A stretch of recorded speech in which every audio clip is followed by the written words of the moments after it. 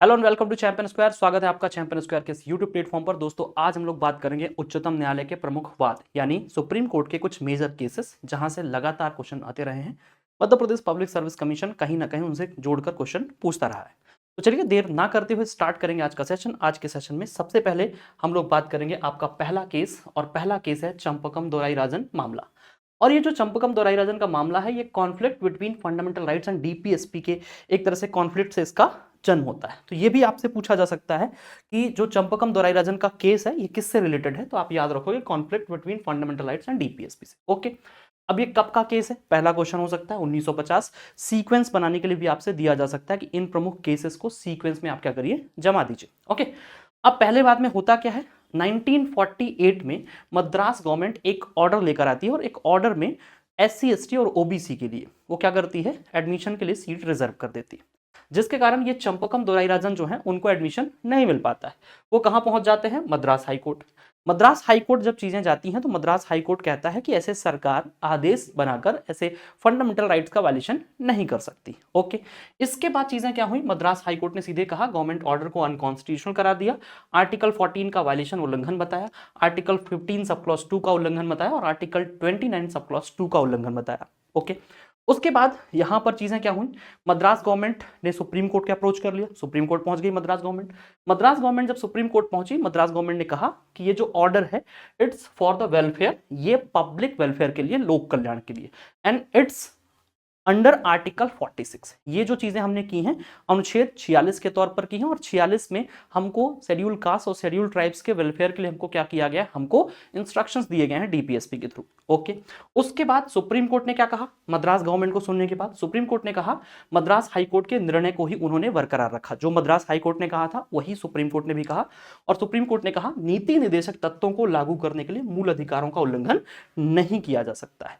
तो रिजल्ट क्या निकल कर आया, रिजल्ट निकल कर आया है कि फंडामेंटल राइट्स को प्रायोरिटी होगी किसके कंपैरिजन में, डीपीएसपी के। तो फंडामेंटल राइट्स क्या होंगे, बड़े होंगे डीपीएसपी के कॉन्टेक्स्ट में। ये चीज कहां से निकल आई, चंपकम दोराईराजन के केस से। ओके, और यहां पर एक चीज और निकल के आई, फर्स्ट अमेंडमेंट हुआ इसके बाद, और इस फर्स्ट अमेंडमेंट के बाद ही जैसे गवर्नमेंट ऑर्डर लेकर आई थी मद्रास गवर्नमेंट, वैसे ऑर्डर लाने के लिए सुप्रीम कोर्ट कि इस जजमेंट के बाद फर्स्ट अमेंडमेंट के थ्रू 15 सब क्लॉज 4 भारतीय संविधान में ऐड कर दिया गया। अब आपको गवर्नमेंट ऑर्डर निकालने की आवश्यकता नहीं पड़ेगी, जिस चीज के लिए आपने गवर्नमेंट ऑर्डर निकाला था वही सेम चीज आपको आर्टिकल 15 सब क्लॉज 4 में मिल जाएगी। ठीक है, अब चलते हैं आगे, दूसरा केस देखते हैं। दूसरा केस है ए के गोपालन का केस। ए के गोपालन का मामला जो है 1950 का है। 1950 में ए के गोपालन जो कम्युनिस्ट लीडर है, उनको क्या किया गया, उनको बिना ट्रायल के प्रिवेंटिव डिटेंशन के कॉन्टेक्स्ट में जेल में डाल दिया गया। वो भाई साहब चले गए सुप्रीम कोर्ट। सुप्रीम कोर्ट ने कहा कि देखो यदि कानून है, ठीक है, तो आपको हम जेल में डालने से रोक नहीं सकते। ठीक है, प्रोसीजर एस्टैब्लिश बाय लॉ। उन्होंने कहा यदि कानून है तो सरकार स्वतंत्रता भी छीन सकती है। मतलब सरकार ने कहा कि देखो आर्टिकल 21 जो है, सुप्रीम कोर्ट ने कहा आर्टिकल जो 21 है उसमें क्या लिखा है, प्रोसीजर एस्टैब्लिश बाय लॉ। मतलब कानून होना जरूरी है, कानून अच्छा है खराब है उचित प्रक्रिया के तहत लाया गया, इससे हमको मतलब नहीं है। मतलब ए के गोपालन के केस में सिर्फ एक चीज पर फोकस किया गया, that is procedure establish by law. कानून होना जरूरी है, कानून कैसा है इस पर सुप्रीम कोर्ट कुछ भी नहीं कर सकता है। इसमें क्या आया, उन्होंने कहा कि व्यक्तिगत स्वतंत्रता को कम महत्व दिया गया। सीधे सीधे हम एक रिजल्ट निकालें तो पर्सनल लिबर्टी को यहां बहुत ज्यादा इंपॉर्टेंस नहीं दी गई। अब इसी से जुड़ा हुआ केस है मेनका गांधी का केस। तो अगला केस हम क्या देखेंगे, मेनका गांधी का केस। ठीक है, अब मेनका गांधी के केस को यहां पर यदि हम देखें तो मेनका गांधी का केस क्या कहता है, मेनका गांधी का केस आया कब, 1978 में। पहली चीज, मेनका गांधी का केस इसलिए रिलेट करता है क्योंकि मेनका गांधी का क्या किया गया था, बिना बताए उनका पासपोर्ट रद्द कर दिया गया। ठीक है, क्या हुआ, बिना बताए उनका पासपोर्ट रद्द कर दिया गया। उसके बाद वो कहां चली गई, सुप्रीम कोर्ट, और उन्होंने इसको किससे जोड़ा, आर्टिकल 21 से जोड़ा। बोला तो ये राइट टू लाइफ और पर्सनल लिबर्टी का सवाल है। ठीक है, और उन्होंने कहा कि देखो ऐसे चीजें नहीं चलेंगी, ठीक है, मनमाने तरीके से आप चीजें नहीं कर सकते। सुप्रीम कोर्ट ने इसमें क्या कहा, सुप्रीम कोर्ट ने कहा due process of law follow होना चाहिए, यानी विधि की उचित प्रक्रिया फॉलो होनी चाहिए। अभी तक हम क्या कर रहे थे, अभी तक हम कह रहे हैं कि कानून होना जरूरी है, लेकिन अब आपके मेनका गांधी के केस में 1978 में सुप्रीम कोर्ट कह रहा है केवल लॉ का होना जरूरी नहीं है, law should be fair, just and reasonable, विधायी कानून उचित, न्यायपूर्ण एवं निष्पक्ष होना चाहिए। और जहां पर पर्सनल लिबर्टी को महत्व नहीं दिया गया था AK गोपालन के केस में, यहां पर सीधा बोला गया सरकार मनमानी तरीके से व्यक्तिगत स्वतंत्रता को समाप्त नहीं कर सकती है। और विदेश जाने के अधिकार को भी फंडामेंटल राइट्स माना गया इसी केस के बाद। ठीक है, तो आपसे पूछा जाता रहा है कि विदेश जाने का अधिकार फंडामेंटल राइट है, ये किस केस में आया था, बताओगे, मेनका गांधी के केस में आया था। और मेनका गांधी का ही केस है जहां पर विधि द्वारा स्थापित प्रक्रिया के साथ साथ विधि की उचित प्रक्रिया को भी क्या किया गया, शामिल किया गया। मतलब अब सिर्फ कानून का होना जरूरी नहीं है, कानून का उचित, न्यायपूर्ण और उसके साथ साथ क्या होना जरूरी है, निष्पक्ष होना जरूरी है। ओके, चलो अगला केस देखते हैं। अगला केस है Shankari Prasad case. Shankari Prasad versus Union of India का केस जो है ये भी 1951 का है। इसमें एक सवाल क्या था, सवाल ये था कि क्या संसद फंडामेंटल राइट्स को अमेंड कर सकती है। ठीक है, क्योंकि पहला संविधान संशोधन हुआ था और पहले संविधान संशोधन के बेसिस पर आर्टिकल 31 सब क्लॉज ए जोड़ा गया था और आर्टिकल 31 सब क्लॉज बी जोड़ा गया था। ठीक है, उसके बाद सवाल यही था कि क्या संसद मूल अधिकारों में संशोधन कर सकती है। सुप्रीम कोर्ट ने कहा parliament can amend the fundamental rights, संसद मूल अधिकारों में संशोधन कर सकती है। क्यों कर सकती है, क्योंकि यहां पर एक चीज और बोल दी गई कि आर्टिकल 13 के कानून की परिभाषा में संविधान संशोधन शामिल नहीं है। आर्टिकल 13 जनरली यदि हम ऊपर मोटा मोटा देखें तो उसमें कहा जाता है कि गवर्नमेंट कोई भी ऐसा लॉ नहीं बनाएगी जो फंडामेंटल राइट को रिस्ट्रिक्ट करता हो, उनको वायलेट करता हो या उनके प्रभाव को कम करता हो। ठीक है, तो आर्टिकल 13 के तहत कानून नहीं बनना चाहिए। लेकिन इस शंकरी प्रसाद के केस में सीधे कह दिया गया कि constitutional amendment is not a law under article 13। ठीक है, इसलिए आपके मूल अधिकारों में संशोधन हो सकता है। सीधे सीधे बोल दिया गया मूल अधिकारों में संशोधन कर सकती है। और फर्स्ट कॉन्स्टिट्यूशनल अमेंडमेंट 1951 की कॉन्स्टिट्यूशनलिटी को बरकरार रखा गया, उसे वैध करार दिया गया। ठीक है, और क्या निकल कर आया, पार्लियामेंट की पावर बढ़ गई। क्यों, क्योंकि सुप्रीम कोर्ट ने कह दिया कि फंडामेंटल राइट्स को भी अमेंड कर सकते हो। और क्या निकला, एग्जांपल के लिए हम क्या देख सकते हैं, constitution is like a book and parliament can edit the chapter of that particular book. सीधे सीधे एग्जांपल के तौर पर यदि हम कहें कि भाई कॉन्स्टिट्यूशन एक बुक है और कॉन्स्टिट्यूशन बहुत सारे चैप्टर है, उन चैप्टर को एडिट करने का राइट किसके पास है, सबके पास है। ठीक है, और वो मूल अधिकार वाला जो चैप्टर है उसमें भी संशोधन कर सकती है। ये बड़ी बात थी। ठीक है, तुरंत अगला केस आता है सज्जन Singh versus state of Rajasthan का केस। अब ये हालांकि सुप्रीम कोर्ट नहीं था, स्टेट ऑफ राजस्थान के कॉन्टेक्स्ट में था। ठीक है, सज्जन सिंह का जो केस है इसमें क्या बोला गया, parliament can amend the fundamental rights. ठीक है, कब का केस है, 1965 का। सीक्वेंस ईयर वाइज सीक्वेंस के लिए आपसे पूछा जा सकता है। ठीक है, इसमें क्या बोला गया, अकॉर्डिंग टू सम जजेस, इसमें साफ साफ एक चीज तो रिपीट की गई जो आपके शंकरी प्रसाद के केस में बोली गई थी, सेम चीज रिपीट की गई, parliament can amend the fundamental rights. सवाल वही था कि क्या मूल अधिकारों में संसद संशोधन कर सकती है, बोला हाँ कर सकती है, parliament can amend the fundamental rights. But कुछ जजेस ऐसे थे, उन्होंने कहा अकॉर्डिंग टू सम जजेस कुछ आधारभूत तत्व नहीं बदले जा सकते हैं। और यहीं से कहानी शुरू होती है बेसिक स्ट्रक्चर। तो बेसिक स्ट्रक्चर की एक तरह से शुरुआत, बेसिक स्ट्रक्चर का जन्म, ठीक है, कि बेसिक स्ट्रक्चर पर बात होनी शुरू हो जाती है कहां से, आपके Sajjan Singh versus state of Rajasthan से। बेसिक स्ट्रक्चर का थ्योरी आता कब है, 1973 में। लेकिन बेसिक स्ट्रक्चर जैसी कोई चीज आपको दिखने लगेगी कहां से, आपके Sajjan Singh versus state of Rajasthan 1965 से। आगे बढ़ते हैं, अगला केस है Golaknath versus state of Punjab. ठीक है, Golaknath versus state of Punjab के केस में क्या बोला गया, सबसे पहली चीज इसमें हुआ क्या, इसमें हुआ ये कि सबसे पहले यहां पर जो पूछा जाता है कि भाई कितने जजेस की बेंच थी, वो याद रखना है, 11 जजेस की बेंच थी यहां पर। ठीक है, और 6 और 5 से निर्णय हुआ था, मतलब 6:5 के रेशियो से डिसीजन दिए गए थे। ओके, उसके बाद गोलकनाथ केस में सुप्रीम, फिर वही बात रिपीट हो रही कि क्या संसद फंडामेंटल राइट्स में वायलेशन कर सकती है। अब सुप्रीम कोर्ट ने कहा कि बार बार एक ही चीज पूछ रहे हो, शंकरी प्रसाद ने भी यही पूछा, फिर सज्जन सिंह वाले केस में यही पूछा, फिर से वही लेके आ गया कि क्या संसद संविधान में संसद फंडामेंटल राइट में संशोधन कर सकती है। तो ऐसा लगा कि जब बार बार एक ही चीज पूछ रहे हो तो हम अब कह देंगे नहीं कर सकते। ठीक है, तो क्या बोला गया, according to Supreme Court the parliament can not amend the fundamental right, संसद मूल अधिकारों में संशोधन नहीं कर सकती। ठीक है, बार बार एक ही चीज पूछो तो लोग इरिटेट हो जाते हैं। ठीक है, वैसे ही कुछ था कि 2 बार तुमको बता चुका हूं कि फंडामेंटल राइट्स में अमेंडमेंट हो सकता है, पार्लियामेंट कर सकती है, शंकरी प्रसाद का केस और सज्जन सिंह का केस। लेकिन आप कहा लेके आ गए, फिर से आ गए गोलकनाथ बनाम स्टेट ऑफ पंजाब में। मैं कह रहा हूं अब नहीं कर सकते, सुप्रीम कोर्ट ने कहा the parliament can not amend the fundamental right. ऐसा क्यों हुआ, क्योंकि उन्होंने कह दिया कॉन्स्टिट्यूशनल अमेंडमेंट संविधान संशोधन भी मतलब संविधान संशोधन भी अनुच्छेद 13 के तहत कानून है, जो कि शंकरी प्रसाद के केस में कहा गया था कि संविधान संशोधन अनुच्छेद 13 के तहत कानून नहीं माने जाएंगे। लेकिन अब क्या बोला गया Golaknath versus state of Punjab में कि अनुच्छेद 13 के अंदर संविधान संशोधन भी एक कानून है। मतलब आप संविधान संशोधन करके भी फंडामेंटल राइट को डिस्टर्ब नहीं कर सकते हो, ठीक है। और यहां से क्या हुई, पार्लियामेंट की जो अमेंडमेंट पावर है, ठीक है, पार्लियामेंट की जो अमेंडमेंट पावर है वो क्या हो गई, सीमित हो गई, लिमिटेड हो गई। और यहां से एक लड़ाई हो गई, ठीक है, शुरू हो गई लड़ाई, supreme court versus parliament, supreme court versus government, ठीक है। अब उसके बाद यहां पर आप देखोगे कि सुप्रीम कोर्ट के पास क्या एक पावर है जुडिशियल रिव्यू का, आर्टिकल 13 सब क्लॉज 2, न्यायिक समीक्षा के माध्यम से संसदीय कानून की समीक्षा कर सकता है, कौन, सुप्रीम कोर्ट। तो अब आगे चीजें आएंगी, ठीक है। अब जब Golaknath versus state of Punjab में पार्लियामेंट की पावर कम हो गई, यानी सरकार की पावर कम हो गई, तो सरकार की पावर कम होने पर सरकार ने क्या किया, अब सरकार थोड़ा सा फड़फड़ाएगी, ठीक है। इंदिरा गांधी की सरकार है, कौन सा अमेंडमेंट आ गया, 24th अमेंडमेंट 1971, ठीक है। 1971 में आ गया कौन सा, आपका 24वां संविधान संशोधन।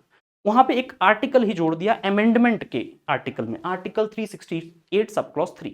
इसमें बोला गया the changes under article 368 sub clause 3 is not considered as a law under article 13। मतलब अब जो हम अमेंडमेंट करेंगे वो आर्टिकल 368 सब क्लॉज 3 से करेंगे और उनको अनुच्छेद 13 के तहत कानून नहीं माना जाएगा। दैट मीन्स कोई कानून यदि हम अनुच्छेद 368(3) के तहत बनाएंगे तो आप न्यायिक समीक्षा नहीं कर सकोगे, ठीक है।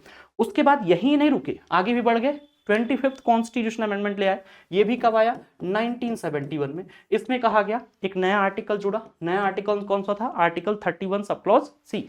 इसमें कहा गया कि जो आर्टिकल 39B और 39C हैं डीपीएसपी के, और ये सीधे सीधे पब्लिक इंटरेस्ट से जुड़े हुए हैं, तो आर्टिकल 39B और 39C के इंप्लीमेंटेशन पर हम आर्टिकल 14, 19 और 31 का वायलेशन कर सकते हैं, ठीक है। मतलब सीधे बोला गया कि अनुच्छेद 39B और 39C ये किसके लिए है, गवर्नमेंट के लिए इंस्ट्रक्शन है थ्रू द डीपीएसपी, ठीक है। और इन डीपीएसपी के प्रोविजंस को इंप्लीमेंट करने के लिए हम आर्टिकल 14, 19, 31 को वायलेशन कर सकते हैं। सीधे बोला गया कि जो पब्लिक इंटरेस्ट है ये ग्रेटर देन है इंडिविजुअल इंटरेस्ट, ठीक है। पब्लिक इंटरेस्ट को ध्यान में रखते हुए इंडिविजुअल लिबर्टी, इंडिविजुअल इंटरेस्ट को हम वायलेशन कर सकते हैं, ये चीज बोल दी गई। अब अगला केस जो है इसे से जुड़ा हुआ अगला केस क्या आ गया, केस बनंद भारती का case, one of the most important case, ठीक है। इसकी डेट भी आपको याद रखनी है, 24 अप्रैल 1973।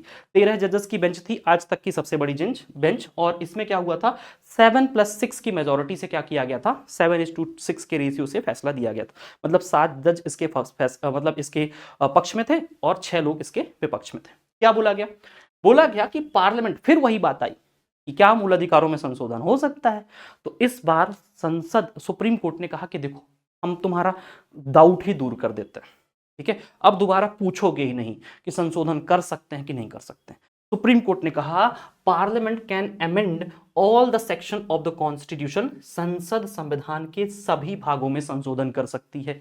यहां तो सरकार खुश हो गई कि हम तो जीत गए, लेकिन अगली लाइन में क्या आया, but exception is basic structure. That means parliament can amend all the section of the constitution but not in the basic structure of the constitution.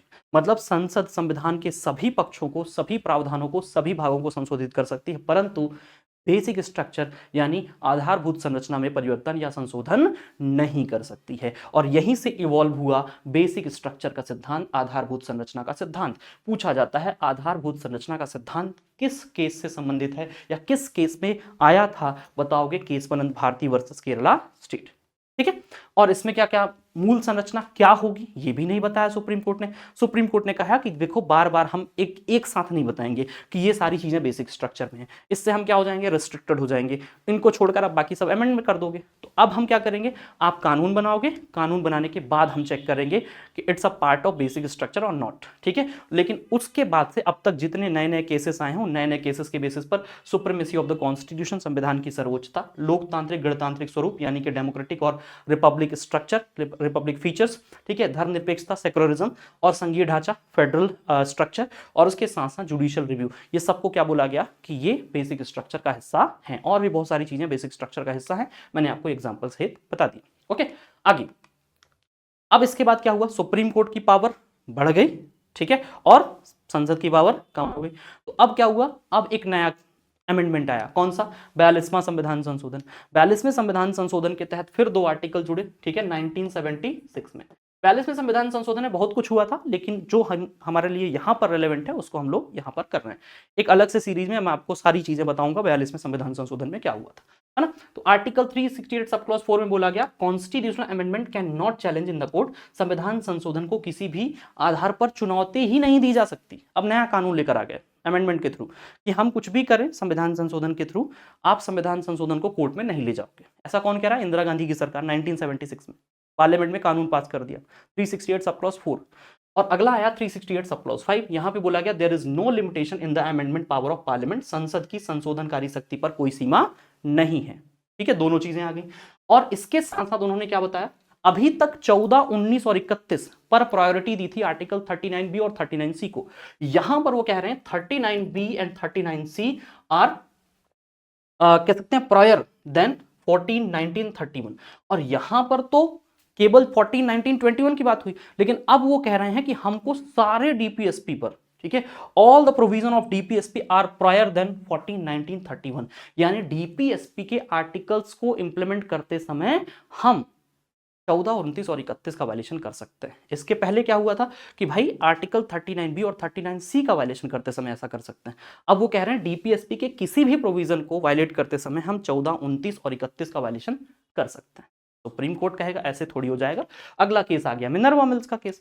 Minerva mills के केस में सुप्रीम कोर्ट ने article 368 sub clause 4 और 368 sub clause 5 को क्या कर दिया, cancel कर दिया। बोले ऐसा थोड़ी होगा, पार्लियामेंट के पास जो अमेंडमेंट पावर है वो लिमिटेड पावर है, असीमित शक्ति नहीं है, ठीक है। SC consider that the judicial review power is powers of supreme court is a part of basic structure. इसी केस में बताया गया कि न्यायिक समीक्षा जो है, जो न्यायिक समीक्षा है वो क्या है, वो आधारभूत संरचना का सिद्धांत क्या है, आधारभूत संरचना का सिद्धांत, ठीक है। पूछा जाता है किस केस में आया था, तो आप बता दोगे मिनर्वा मिल्स केस 1980। ओके,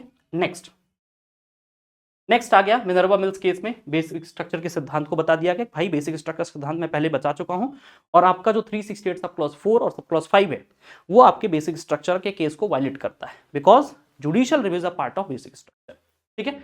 और यहां पे ये चीज बोली गई, ये भी पूछा जाता है कि balance between fundamental rights and DPSP, ठीक है। सुप्रीम कोर्ट कहता है कि मिनर्वा मिल्स केस में कि डीपीएसपी और फंडामेंटल राइट्स के बीच में संतुलन, ठीक है, क्या होना चाहिए, balance between fundamental rights and DPSP. पूछा जाएगा बैलेंस होना चाहिए आपके मूल अधिकारों और डीपीएसपी के बीच में, किस केस में कहा गया था, बताओगे मिनर्वा मिल्स केस में। Both are connected with the promise of social revolution, ये सामाजिक क्रांति से क्या है, जुड़े हुए हैं।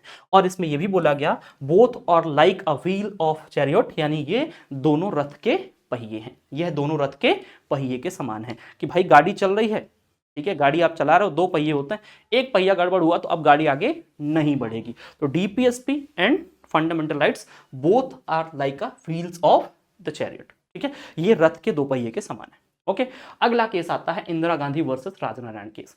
इंदिरा गांधी 1971 में इलेक्शन हुए थे। इंदिरा गांधी के अपोजिशन में कौन था, रायबरेली से राजनारायण थे। राजनारायण चुनाव हार गए, इंदिरा गांधी चुनाव जीत गई। अब प्रधानमंत्री इंदिरा गांधी के चुनाव को चैलेंज कर दिया, किसने, राजनारायण ने। कहा, इलाहाबाद हाई कोर्ट ने। और इलाहाबाद हाई कोर्ट ने एक तरह से कहते हैं गवर्नमेंट मशीनरी के यूज के कॉन्टेक्स्ट में इंदिरा गांधी के चुनाव को कैंसिल कर दिया। जब इंदिरा गांधी का चुनाव कैंसिल हो गया तो कौन सा संविधान संशोधन लेके आ गई, वो 39वां संविधान संशोधन। और 39वें संविधान संशोधन से एक आर्टिकल जोड़ा, आर्टिकल 321 सब क्लॉज ए, और उसमें उन्होंने कह दिया कि प्रधानमंत्री और अध्यक्ष के चुनाव को चुनौती नहीं दी जा सकती है। सीधे उन्होंने कह दिया कि देखो प्रधानमंत्री के चुनाव को चुनौती ही नहीं दे सकते हो, मतलब ये सब जो कर रहे हो फालतू का है, ठीक। अब 39वें संविधान संशोधन को ही चैलेंज कर दिया गया, कहां पर, सुप्रीम कोर्ट में। पहले क्या चैलेंज हुआ, इंदिरा गांधी का चुनाव। इंदिरा गांधी का चुनाव कैंसिल कर दिया, किसने, इलाहाबाद हाई कोर्ट ने। फिर क्या हुआ, इंदिरा गांधी उस हाई कोर्ट के डिसीजन को चेंज करने के लिए क्या लेकर आ गई, 39वां संविधान संशोधन। जब 39वां संविधान संशोधन आया तो उसके तहत कह दिया गया कि प्रधानमंत्री और अध्यक्ष के चुनाव को आप कहीं पर चैलेंज नहीं कर सकते हैं। तो इस प्रोविजन को चैलेंज कर दिया गया, कहां, सुप्रीम कोर्ट ने। सुप्रीम कोर्ट ने कहा कि देखो ये जो तुम लेके आया हो आर्टिकल 329 सब क्लॉज ए, ये स्वतंत्र और निष्पक्ष चुनावों के खिलाफ है, इसलिए हम इसको क्या करते हैं, कैंसिल करते हैं। तो इसको भी सुप्रीम कोर्ट ने क्या कर दिया, 329 सब क्लॉज ए के खंड 4 को रद्द कर दिया और स्वतंत्र एवं निष्पक्ष चुनावों के मानक के विपरीत बताया और सीधे कहा कि स्वतंत्र और निष्पक्ष चुनाव, free and fair election is a part of basic structure of the constitution. स्वतंत्र और निष्पक्ष चुनाव को भी क्या कह दिया कि ये आपके आधारभूत संरचना का हिस्सा है। Okay, next quiz. Next case है आपका इंदिरा साहनी केस। अब इंदिरा साहनी केस में क्या निकल के आ गया, इंदिरा साहनी केस आया 1992 में। इंदिरा साहनी केस किससे रिलेटेड है, मंडल कमीशन। मंडल कमीशन ने क्या किया, मंडल कमीशन ने अपने रिपोर्ट में कहा था कि हम ओबीसी के 27% रिजर्वेशन देना चाहते हैं। ठीक है, 1980 में ये रिपोर्ट आई थी। अब 1990 में क्या हुआ, इस रिपोर्ट को लागू किया गया, मतलब ओबीसी को 27% रिजर्वेशन दे दिया गया। जब ओबीसी को 20% रिजर्वेशन दिया तो आरक्षण को लागू करने के बाद 27% आरक्षण को सुप्रीम कोर्ट में चुनौती दे दी गई। अब जब सुप्रीम कोर्ट ने 27% की चुनौती पर केस सुना, इस केस को किस नाम से जानते हैं, Indira Sahni versus Union of India के केस से, 1992 का केस है। इसमें सुप्रीम कोर्ट ने अपना फैसला दिया। फैसले में उन्होंने कहा रिजर्वेशन वैलिड है, ठीक है, 27% आरक्षण को उन्होंने वैध करार दिया और कहा क्रीमी लेयर को आरक्षण के दायरे से बाहर रखा। बोला कि क्रीमी लेयर जो है मतलब ओबीसी का ऐसा वर्ग जो संपन्न वर्ग है, ओबीसी की सीमाएं बाद में डिसाइड की गई, ठीक है, और बोला गया कि जो क्रीमी लेयर के दायरे में आते हैं उनको रिजर्वेशन नहीं मिलेगा, ठीक है, और बोला गया कि आरक्षण की सीमा भी क्या होगी, निर्धारित होगी। एससी एसटी और ओबीसी का टोटल जो रिजर्वेशन है उसकी लिमिट 50% है। किसी भी परिस्थिति में, किसी भी साधारण परिस्थिति में यह जो सीमा है 50% से ऊपर नहीं होगी। आज हालांकि बहुत सारे स्टेट हैं जहां पर आरक्षण की जो सीमा है 50% से ऊपर है। वो क्या केसेस हैं, कौन सी कंडीशंस हैं, उनकी हम बात अलग से कहीं पर करेंगे क्योंकि ये लेक्चर नहीं तो लंबा हो जाएगा। ओके, चलो अगला केस है विशाखा गाइडलाइंस 1997। विशाखा गाइडलाइंस का जो गाइडलाइंस जारी की गई थी वो 13 अगस्त 1997 में। इस समय सुप्रीम कोर्ट के चीफ जस्टिस कौन थे, जेएस वर्मा साहब, ठीक है। वुमेन के वर्क प्लेस पर हैरेसमेंट के लिए लॉ नहीं था, ठीक है, वर्क प्लेस पर जो वुमेन हैरेसमेंट होता है उसको लेकर केस नहीं था।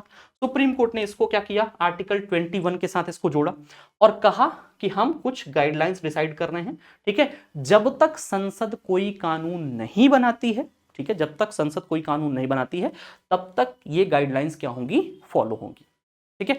तो विशाखा गाइडलाइंस के टाइम चीफ जस्टिस कौन था, कब जारी की गई, किससे रिलेटेड है, वुमेन का वर्क प्लेस पर जो हैरेसमेंट होता है उससे रिलेटेड है और सीधे कहा गया कि देखो कानून है नहीं, तो जब तक कानून नहीं बनता तब तक इन चीजों को आप क्या करिए, फॉलो करिए, ठीक है। तो इस तरीके से आज की इस क्लास में हम लोगों ने बहुत सारे केसेस देखे हैं। उम्मीद है आपको ये चीजें पसंद आई होंगी। यदि पसंद आई हो देखने के बाद कमेंट करें और कमेंट करके ये भी बताएं कि नेक्स्ट वीडियो आपको किस चीज पे चाहिए। मिलते हैं नेक्स्ट वीडियो के साथ। Thank you.